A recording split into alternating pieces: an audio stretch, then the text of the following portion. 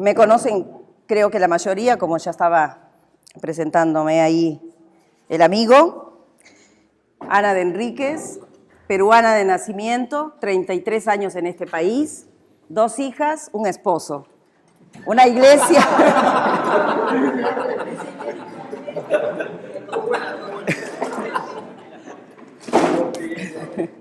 Ahí está.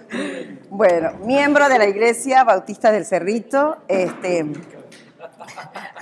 y me siento muy honrada por la invitación para participar en este retiro, congreso, no sé cómo le han llamado ustedes, de líderes. Y me parece genial la idea de los que lo organizaron, porque ustedes, los líderes, son los agentes de cambio, ¿verdad?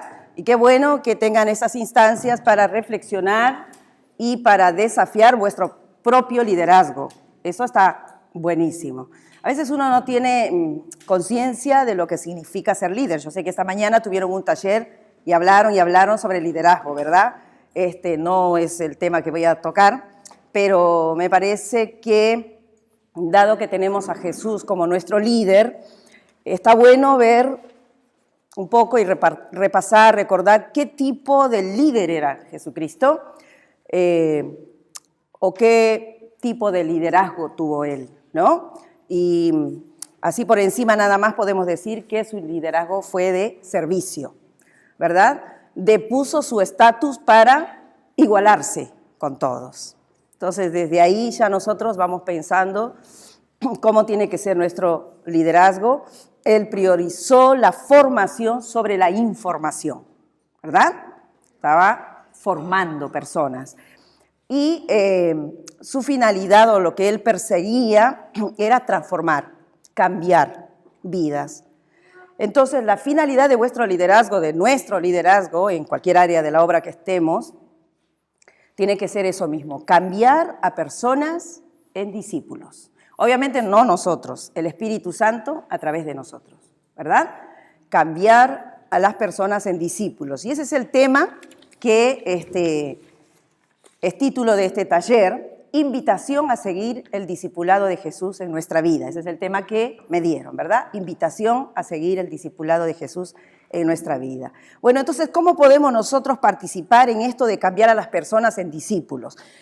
Voy a hablar en una primera parte de algunas generalidades, algunos conceptos, definiciones que ustedes lo saben. O sea que esta no es una cátedra sobre discipulado. Más bien yo quisiera aprovechar unos minutos, porque vamos a achicar el taller, para reflexionar juntos, ¿verdad?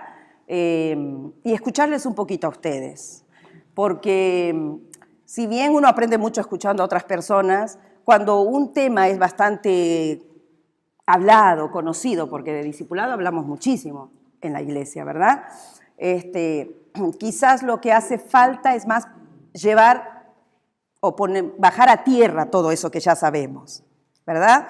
Llevarlo a la reflexión y a la práctica y preguntarnos, ¿somos discípulos de verdad o hablamos nomás de discipulado, ¿verdad? O como líderes estamos cumpliendo con nuestra función de hacernos uno con el Señor en esa transformación de los creyentes en discípulos. Entonces estaré yo hablando un poquito sobre eso. Me encantaría, tengo 80.000 versículos y me hubiese encantado que pudiéramos leer todo, pero trataremos de leer solamente algunos, por eso le voy a pedir que estén prontos con sus Biblias. Y en una segunda parte de este tiempo del taller, entonces vamos a trabajar un poquito todos, en algunos pequeños grupos. Entonces, ¿de qué manera podemos hacer eso, ¿no? Cambiar a las personas en discípulos, ¿haciendo qué? Ustedes conocen de memoria el versículo de Romanos, capítulo 12, versículos 1 y 2, lo sabemos, ¿verdad? Y en el versículo 2 habla de que los creyentes no se deben conformar a este siglo, lo sabemos, ¿verdad? Entonces es el primer paso para cambiar a las personas en discípulos. Reconocer que el creyente no puede meterse dentro de un esquema no debe conformarse, dice, ¿verdad? A un patrón, al patrón del mundo. Dice más bien que debe ser transformado el creyente. Y cuando hablamos de transformación, hablamos de cambio de forma, ¿verdad? Hablamos de regeneración. Luego dice por la renovación, ¿verdad? ¿Y qué es renovación? Es hacer algo nuevo. Y ese algo nuevo mejor que aquello que era antes, ¿verdad? Y la renovación dice del entendimiento. Y cuando pensamos en la palabra entendimiento, estamos refiriéndonos primero a la inteligencia. La inteligencia como potencialidad de aprendizaje. Todos tenemos capacidad de aprender. El entendimiento también como capacidad de discernimiento y de juicio. Esa es la otra parte. Pero también el entendimiento como pensamiento, pero el pensamiento como un proceso. Hace un rato Raúl estaba hablando de eso, ¿verdad? El pensamiento como un proceso. Así que Jesús nos hace en esta tarde, queridos jóvenes, una invitación a seguir el discipulado en nuestra vida. Ahora, es como intimidante hablarles a ustedes, ¿verdad? ¿Por qué? Porque es como si yo estuviera hablando a líderes directivos de nuestra Convención Bautista del Uruguay, a pastores, a esposas de pastores, a evangelistas, misioneros, predicadores. Porque si nos proyectamos un poquito para adelante, es así como tenemos que ver a las personas. Es como veía Jesús. Él tomó unos hombres, unas personas, a quienes los llamó para ser sus discípulos, pero no los miró en el instante solamente en que los llamó, sino los vio a futuro. Porque si no, no los hubiera llamado. Eran tan precarios, tan limitados, tan complicados, ¿verdad? Eran tan débiles, tan pecadores como somos nosotros, pero Jesús los veía a ellos cuando los estuvo llamando, cuando los estuvo invitando para ser sus discípulos, los veía a futuro. Veía a futuro, digo yo a futuro, nosotros como seres humanos podemos hablar así, Dios es eterno. Él sabe todo y Él ve todo, no necesita ser marcado por el tiempo. Pero Él veía a un Pedro predicando delante de 3.000 o más personas, un Pablo fundando iglesias, preparando pastores. Es decir, que nosotros cuando pensamos, o ustedes como líderes juveniles, cuando piensan en aceptar esta invitación a seguir el discipulado del Señor, o aceptaron la invitación a seguir el discipulado de Jesús, están entrando también en un compromiso de invitar a otros a seguir el discipulado de Jesús. Ese creo que viene en otro taller, ¿verdad?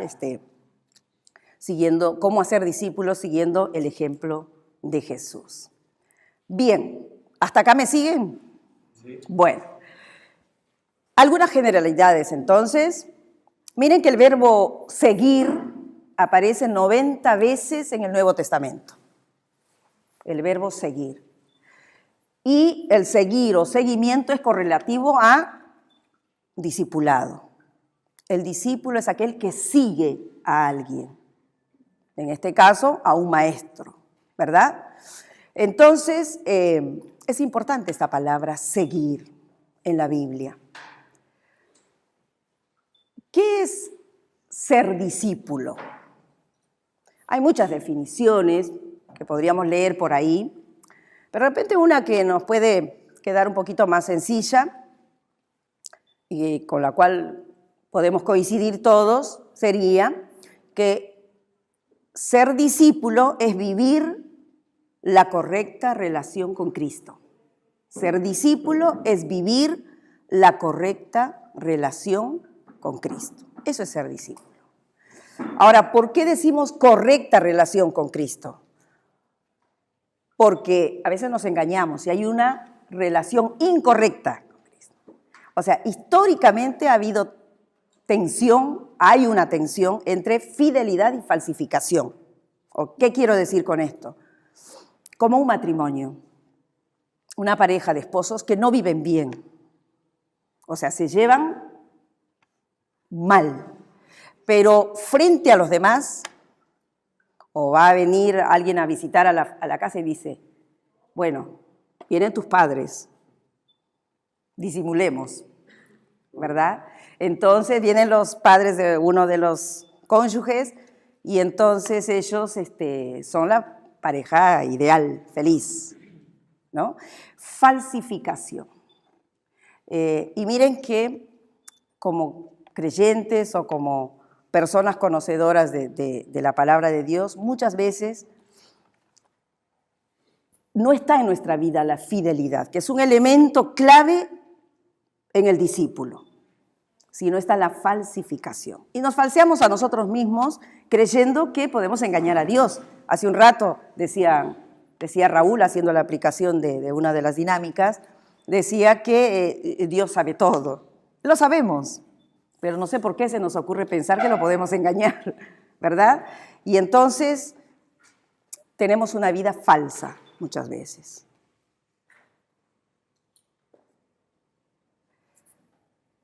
Esta correcta relación con Cristo es interesante, porque la presencia de Cristo exige conversión, exige fe y exige un accionar en amor.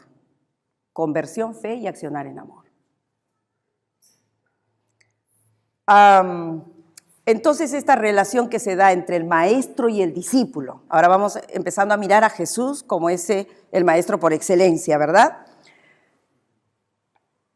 Este maestro, vamos a leer un versículo acá, Mateo 23:8. Le voy a pedir que el primero que lo encuentra, por favor, lo lee. Mateo 23:8.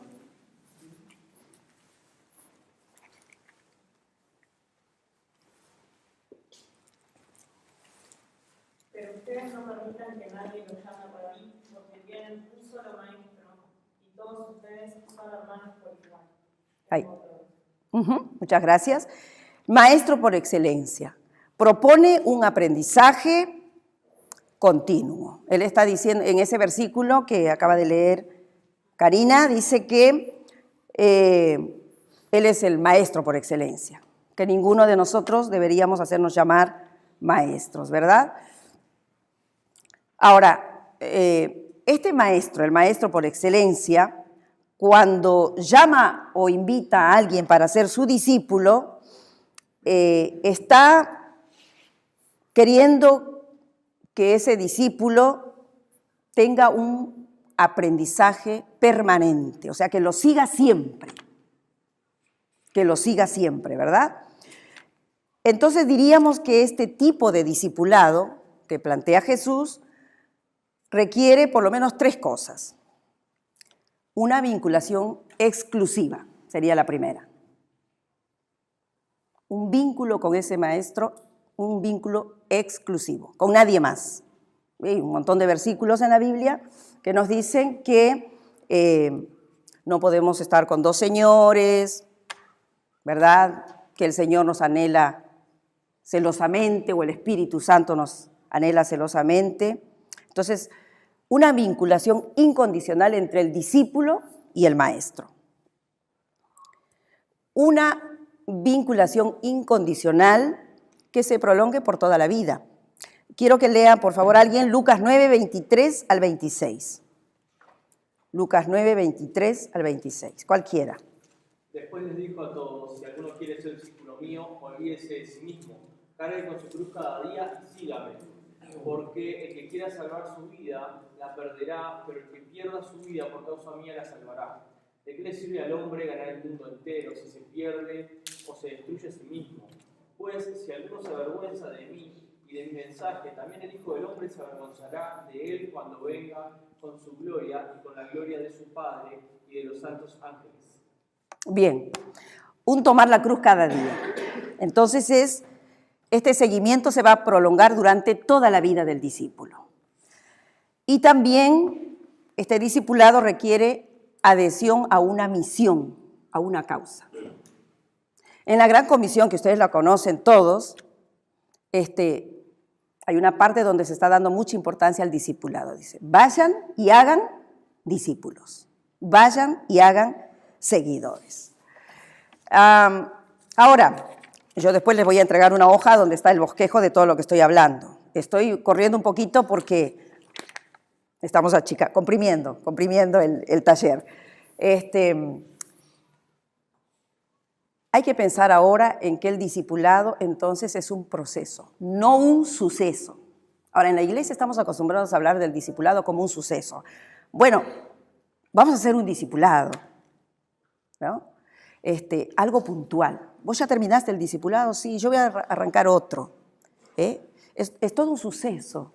A veces el arrancar lo que se llama un grupo de discipulado, ¿verdad? O ser parte de un discipulado. Pero el discipulado es un proceso, o sea, involucra toda nuestra vida.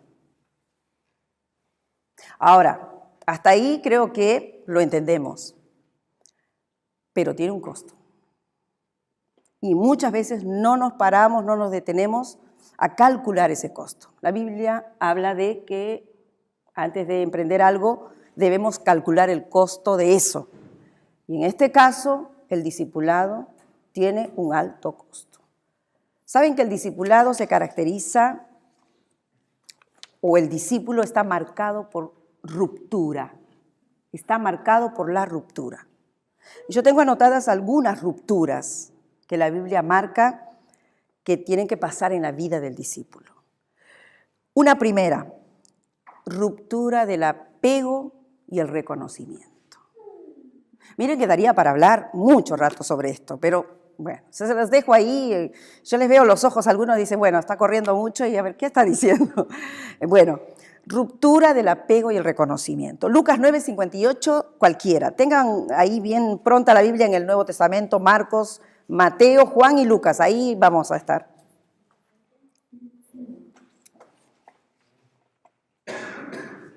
Sí. Jesús le respondió, los zorros tienen cuevas donde vivir y los pájaros tienen nidos, pero el Hijo del Hombre no tiene ni siquiera un lugar donde recostar la cabeza.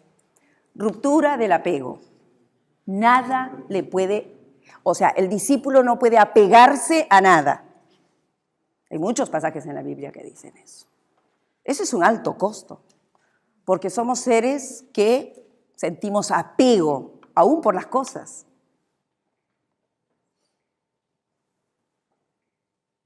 Pero el verdadero discípulo, como lo plantea el Señor Jesucristo, bueno, tiene que sufrir en su vida, en carne propia, esta ruptura del apego. El Hijo de Dios, dueño de todo, no tenía un lugar donde recostar su cabeza. Ni un cuartito de 4x4, una piecita, no tuvo nada. Primera ruptura. Segunda, ruptura con la profesión anterior, profesión o vocación anterior. Marcos 1, 16 al 18, cualquiera.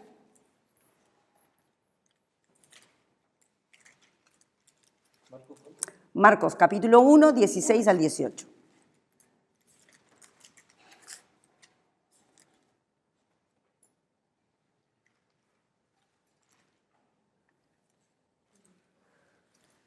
Pasando por la orilla del mar de Galilea, Jesús vio a Simón y a su hermano Andrés que echaban la red al lago, pues eran pescadores. Vengan, síganme, dijo Jesús, y los haré pescadores de hombres. Al momento dejaron las redes y los siguieron. Gracias. Gracias. Si ustedes buscan rápido el pasaje, me ayudan, así podemos aprovechar todos los segundos. Yo sé que a veces a uno no le gusta leer en voz alta y todo eso, pero por favor, les pido que colaboren para que podamos ir medio rápido con los versículos. Ruptura con la profesión anterior. Eran pescadores, el Señor los llama para ser sus discípulos y los va a convertir en otra cosa, en pescadores de hombres. Tiene que haber una ruptura. Y no estamos diciendo que uno tiene que abandonar estudios, trabajo, no. Bien entendida la cosa, trabajo, estudio, lo que sea pasa a ser secundario. Hay una vocación, un llamamiento, como decía Pablo, que nos hizo el Señor. Es una nueva vocación a la que el Señor nos llama cuando llegamos a Él. Y es esa nuestra vocación. Y tiene que ser esa nuestra vocación hasta el final de nuestros días, ¿verdad? Entonces, una ruptura con la profesión anterior. Otra ruptura. Ruptura del prestigio familiar y social. Marcos 6:4. Mas Jesús le decía, no hay profeta sin honrar sino a su propia tierra, entre sus parientes y en su casa. Ahí está. No le iban a creer en su propia familia, adentro de su propia familia. Ruptura con la familia, ¿verdad? Y otro pasaje más que dice que el que no aborrece padre, madre, bueno. Ruptura con las normas elementales de piedad. Y ahí ese versículo creo que ya lo leyó, o el anterior, Karina. Lucas 9:59, por favor.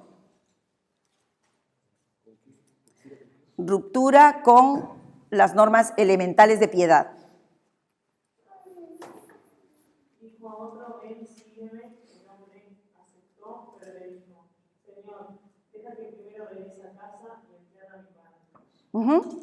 Con lo que nos parece que es piedad, como el respeto, la honra a los padres. Deja que primero me ocupe de mis padres.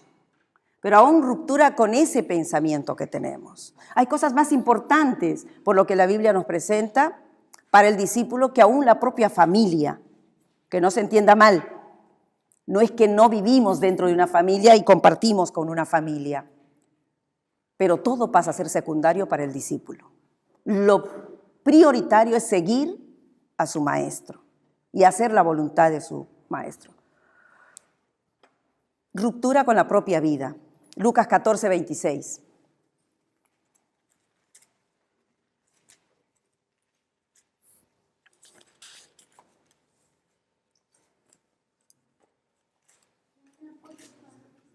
Si alguno de ustedes quiere ser mi discípulo, tendrá que amarme más que a su padre o a su madre, más que a su esposa o a sus hijos, y más que a sus hermanos o a sus hermanas.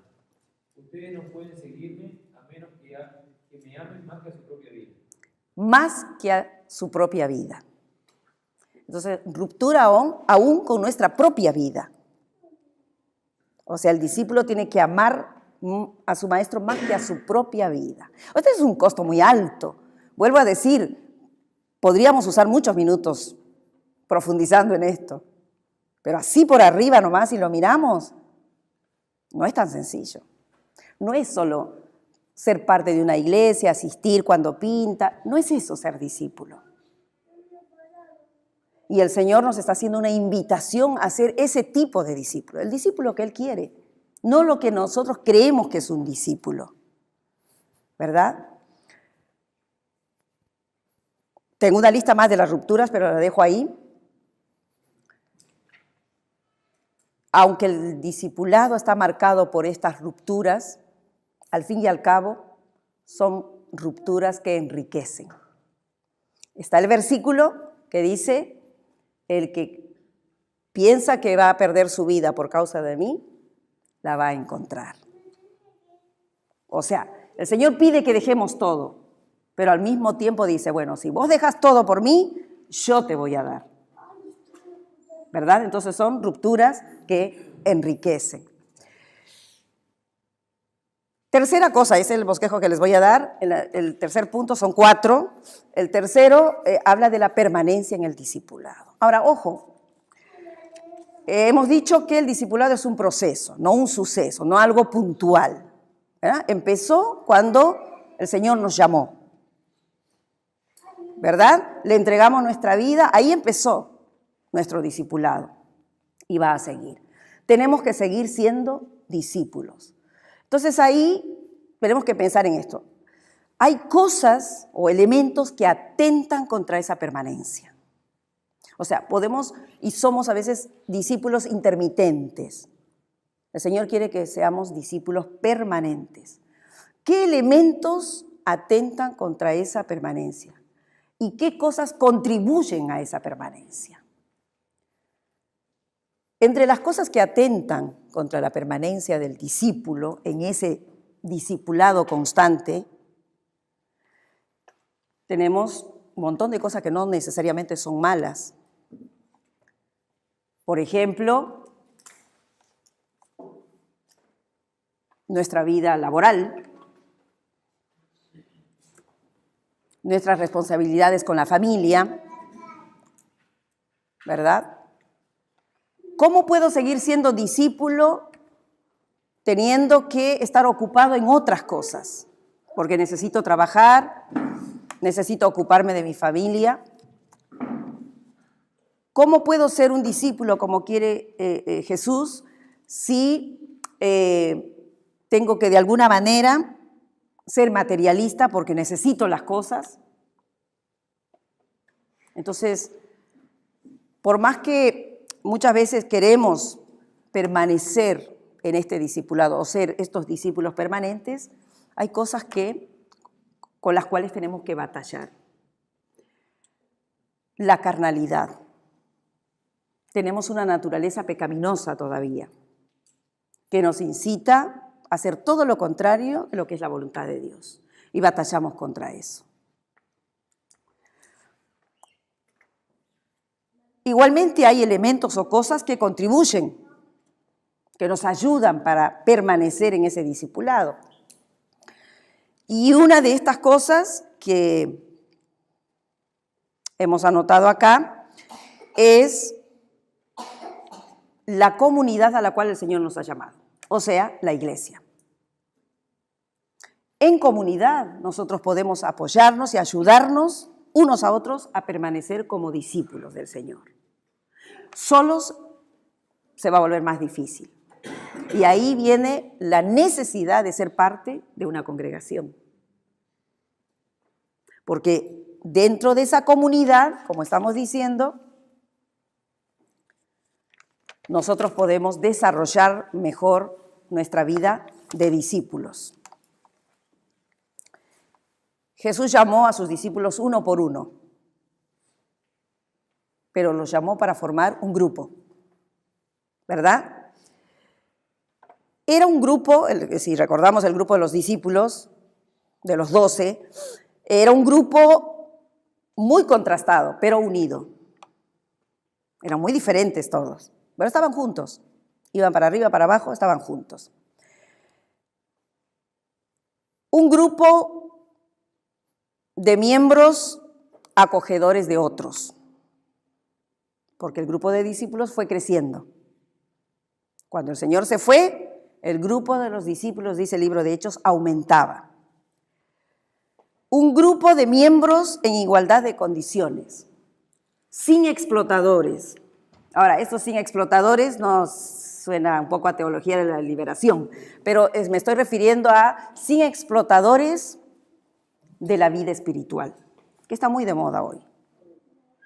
El poder está dentro de las iglesias, las ansias de poder están dentro de las iglesias, vamos a pensar, las iglesias cristianas de todo tipo, ¿verdad?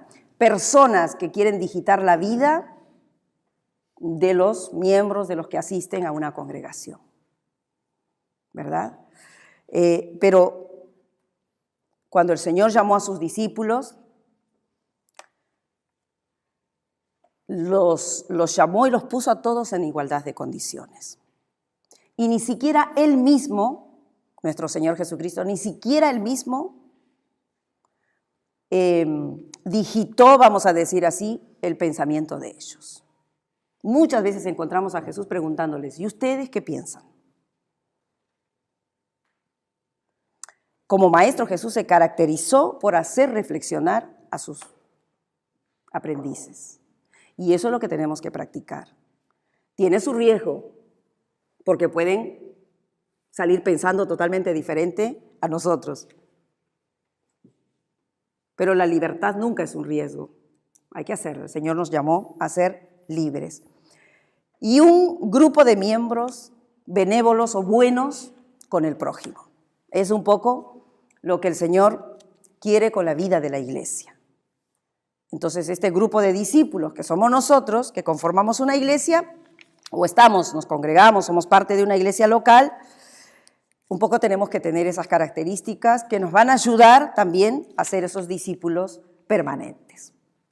Y la cuarta cosa, que ya a los ojitos de algunos se van apagando con el frío y todo, mencionar nada más, antes de hacerles trabajar a ustedes, las características de una vida discipular permanente. Estas las saben.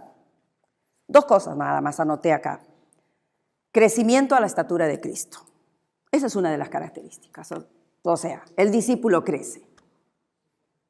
Está creciendo. Tiene que crecer. No sé cómo decirlo.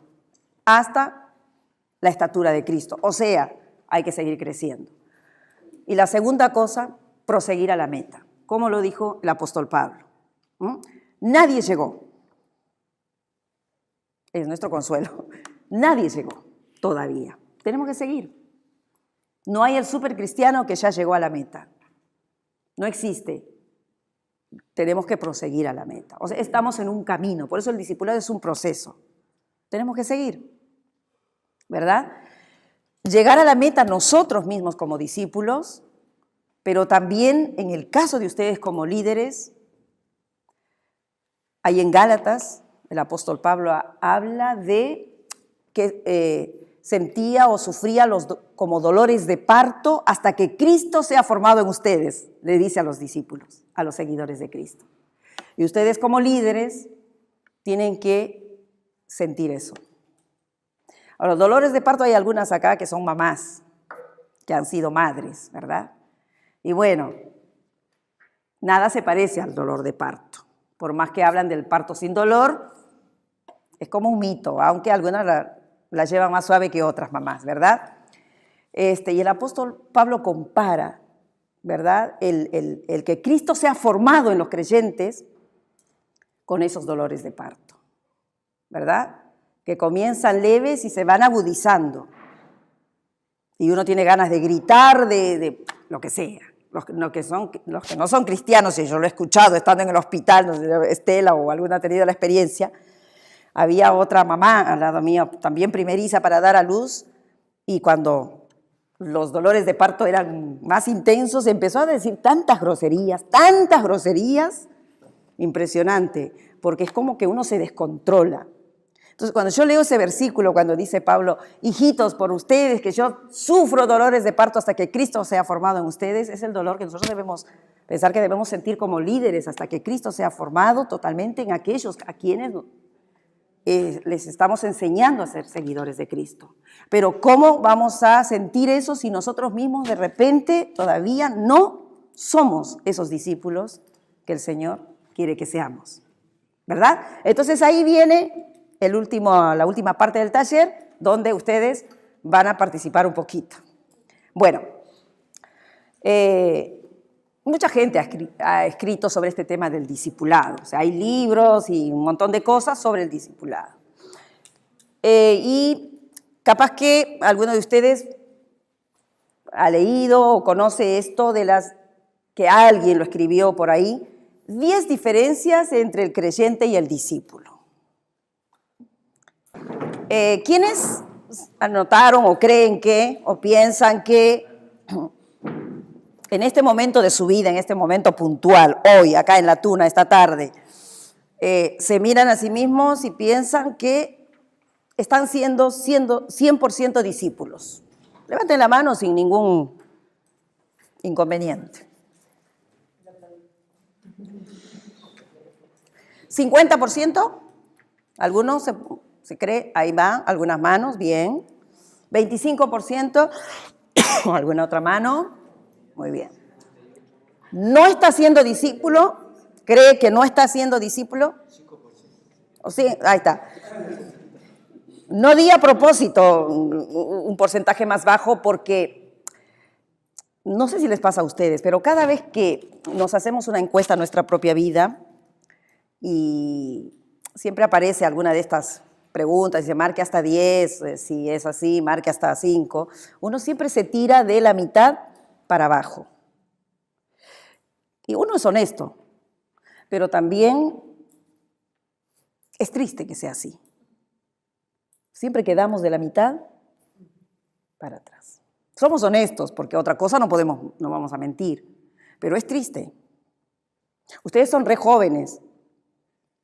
Yo tengo 58 años.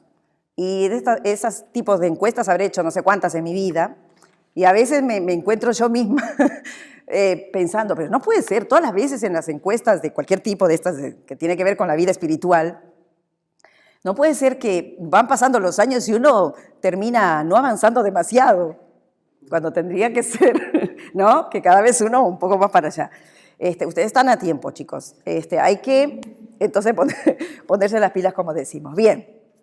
Por lo general, el creyente cuando empieza es como, sin decirlo de una forma sana, un poco más individualista en el sentido que busca crecer en sí mismo, ir contra sus tentaciones, sus luchas, sus pruebas, tratar de avanzar en eso. Y lo que dijimos del discípulo, si bien sabemos que hace eso, pero tiene la visión de ser el que lleva esa provisión para el nuevo creyente, pero que todavía no tiene una mentalidad más grupal. Y que el discípulo es el que hace esa tarea con el creyente. Que no espera recibir porque ella tuvo su tiempo de recibir y ahora está en el tiempo de dar, en el tiempo de servir al otro. Más bien el dominguero, que solamente va ahí a recibir nomás de la palabra, y la otra parte del discípulo por reproducir es aquel que está en un servicio metido dentro de la iglesia, dispuesto a compartir el evangelio. Bien, muy bien. Y el metido dentro de la iglesia no es literal, sino que está sirviendo. Sí, es una persona activa. Bien. ¿El otro grupo 3? Sí. Que tenga también esa actitud del creyente de luchar por crecer con un crecimiento espiritual constante, que es una de las características también del discípulo, ¿no? Pero con la diferencia de la motivación. Quizás el creyente lucha por crecer como desde un lugar más individual, como un crecimiento personal, y el discípulo busca crecer para reproducirse, como con una finalidad, ¿no? Para reproducir para poder explotar sus dones, sus ministerios y poder también hacer otros discípulos. Si bien ninguno de los dos está mal, porque sé que todos pasamos por los dos procesos, ¿no? Pero que el creyente simplemente se estanca y se queda en un mismo lugar, en una meseta, y como que no procura el crecimiento o su madurez espiritual. Y sin embargo el discípulo sí, trata de crecer, de profundizar en la palabra, pero también a su vez todo lo que aprende, enseñarlo a los demás. Bien. Veíamos, por ejemplo, para el Ministerio Juvenil, para poder compartir cada sábado una reflexión o algo, como que uno tiene que tener su propia intimidad con Dios y estar buscándolo día a día, ¿no? Como que ese alimento espiritual para poderlo después compartir, y que de repente la gente que se estanca, que solamente recibe de la palabra en las reuniones, es la que de repente no puede contar como para que pueda también compartir. Y así que sí puedes contar como que ves que sí tienen, que salen las conversaciones, como puede ser también como favor, no esté mal, eso no te digo que mal, pero sí puse un ejemplo, por ejemplo, de alabanza, que cuando uno puede dirigir el culto en un grupo, lo que sea, que la gente te saluda o te felicita. A veces es bueno, pero a veces no es bueno porque te puede hacer tropiezo para tu vanidad, tu orgullo y miles de cosas más. Y después el discípulo de sacrificio, a veces el sacrificio para nosotros es hacer cosas que no nos gustan. Y Dios a veces nos manda a hacer cosas que no nos gustan y lo hacemos con mala gana. Así que a veces en tu iglesia o en la obra hay una carencia en un área y no hay capaz alguien que la cubra, que vos tenés que hacer lo que no sea lo que vos más te gusta hacer, pero sabes que hay que hacerlas para Dios, te sacrificás. Hablamos que capaz estás cansado, estás con sueño, miles de cosas, pero sabes que eso hay que hacerlo para la obra. Capaz no es tu mejor área para hacerlo, tienes que hacerlo. Y lo te sacrificas tu vida para hacerlo. Y bueno, y vemos que Jesús, toda la vida de Jesús fue ese, fue sacrificio.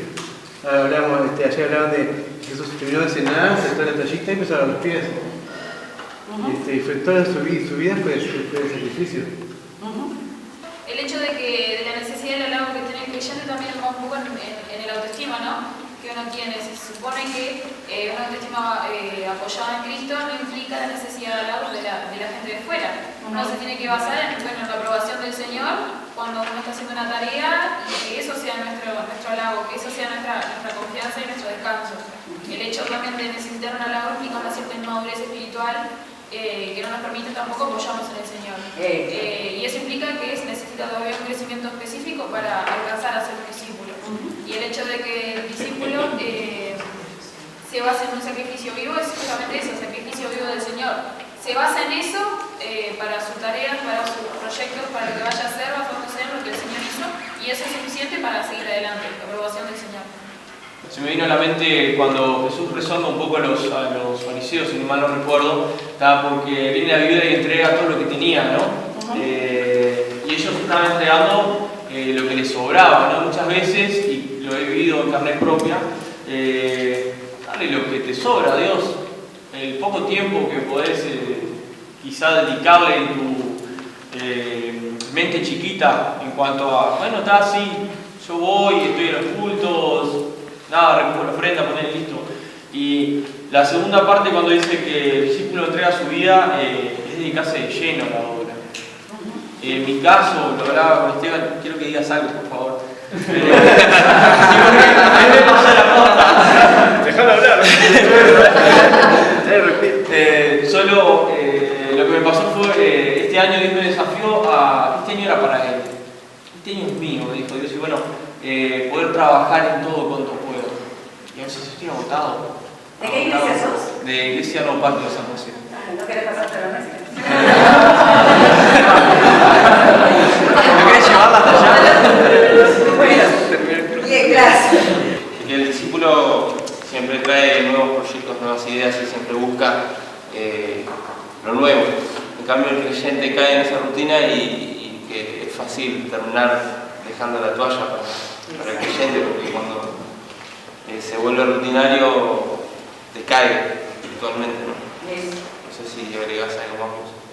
Genial, bien. Es el desánimo o esa cosa de los ánimos, no ánimo, hoy tengo ganas, no tengo ganas, hoy todo así, esa relación con Dios que muchas veces los creyentes tienen, que tipo hoy sí, hoy no, hoy oro, mañana no. Y un discípulo en realidad es el que siempre intenta animar, dale para adelante, siempre buscando sin importar el ánimo o el no ánimo. Como dos puntos importantes, uno la motivación y otro la perspectiva, que el creyente con una perspectiva mucho más chica no tendría graves inconvenientes en decir sí si le piden algo, pero el discípulo ya se ve como parte de algo mucho más grande, y entonces entre estas cosas se ve como colaborador y como que puede hacer algo para colaborar, entonces está dispuesto a ir más allá, a asumir responsabilidades e incluso estar atento a ver en qué puede sugerir si algo no se permitió.